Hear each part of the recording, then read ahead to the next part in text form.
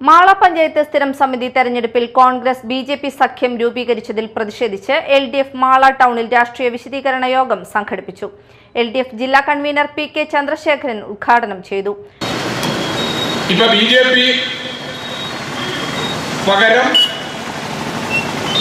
ചൊവ്വന്നൂരിൽ എസ്.ഡി.പി.ഐയും കോൺഗ്രസും കൂട്ടുകെട്ടു. അതാണ് കോൺഗ്രസിന്റെ മതേതര പാർട്ടി. കേരളത്തിലെ എല്ലാ സ്ഥലങ്ങളിലും ഇത് പ്രാവർത്തികമാക്കാൻ കോൺഗ്രസും ബി.ജെ.പിയും എസ്.ഡി.പി.ഐയും പൂർണ്ണ സഹകരണത്തോടുകൂടി പ്രവർത്തിച്ചിട്ടുണ്ട് എന്ന് എല്ലാ പ്രദേശത്തെയും വോട്ടിന്റെ കണക്കുകൾ നോക്കിയാൽ നമുക്ക് കാണാൻ കഴിയും. ഇത് പരസ്പര പങ്കുവെപ്പാണ്.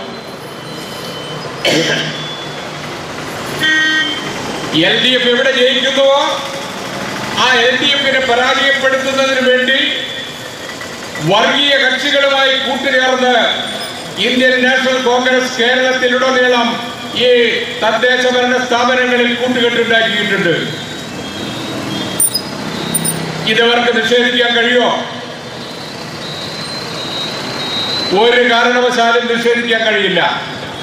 ബൈജു മണന്തറ അധ്യക്ഷനായി. സി.പി.ഐ.എം ജില്ലാ സെക്രട്ടേറിയറ്റ് അംഗം P K. Davis, CPIM area secretary T K. Santhosh, K V. Sujith Lal, P K. Radhakrishnan, Cliffy Kalapparambath, Binil Prathapan, Arun B. Menon, K C. Varghese, Sajudheen Mala, Sukumaran Adiyarath, P M. Aromal, P P. Krishnakumar എന്നിവർ സംസാരിച്ചു.